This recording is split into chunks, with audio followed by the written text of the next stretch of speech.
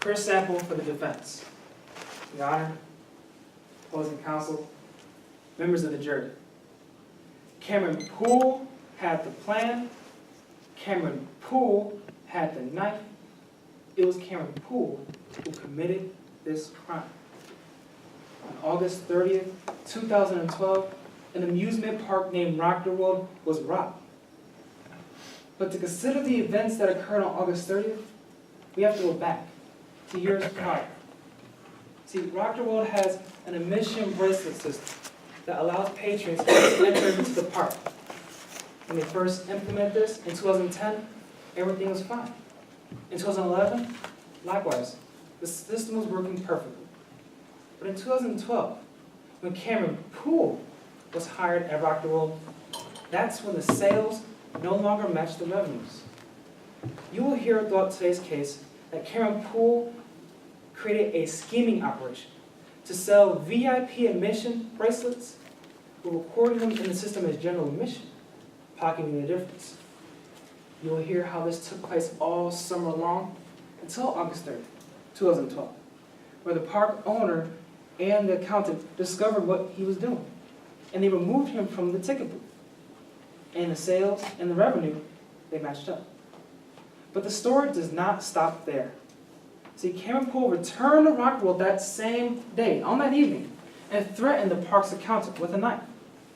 He demanded all the money that was collected throughout that day. Now, after he grabbed that money, after he bagged the money, he began to run. He ran back into the park to the only other exit where you can leave, an emergency exit door at a ride known as the Tunnel of Terror. Members of the jury, this case is clear. Cameron Poole committed this crime. He had the plan and he had the knife. But members of the jury, Cameron Poole isn't in this courtroom today.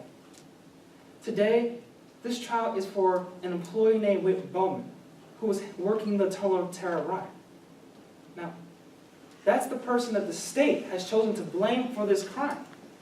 And unfortunately, Ms. Bowman could not make it to the trial in which they blamed the actions for Cameron Poole. But members of the jury, Cameron Poole had the plan. He had the knife against Haley Floyd, the park's accountant, and he committed this crime. But today, the state comes before you with two charges. Let me explain them. First is robbery in the first degree, and second, theft by deception. Now, robbery in the first degree is defined by the law as someone who uses force against another with the intent to commit theft, but while being armed with a deadly weapon.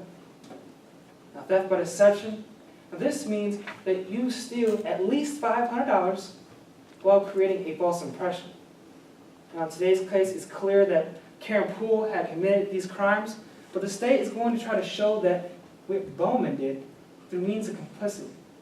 Now, complicity means that you intentionally aid another person in committing a crime. They're saying that Whit Bowman intentionally aided Cameron Poole in committing this crime. Members of the jury, focus on the word intent. They have to come and show you that Whit Bowman intentionally aided Cameron Poole. Now, in order to do this, they have a burden of proof. They have to prove to you today, beyond a reasonable doubt, that Whit Bowman had acted in complicity. That means that by the end of today's trial, if you have no doubt in the case they present, then the law requires you to find Ms. Bowman guilty. However, if you find any doubt based on reason or common sense, whether or not she should be held guilty or not, the law requires that you find her not guilty. To show you how they will not meet their burden, we will call three witnesses. First, we will call Jackie Hunter. Jackie Hunter is a news reporter and a former employee of Rockdale who will explain to you that the controls in the Tunnel of Terror can be easily mistaken. How one swipe of your hand and you can create a mess. Now, second, we will call Miss Billie Isaacs, another former employee of Rockdale, who will explain to you just the same thing as Jackie Hunter will, how the controls on the Tunnel of Terror are complicated.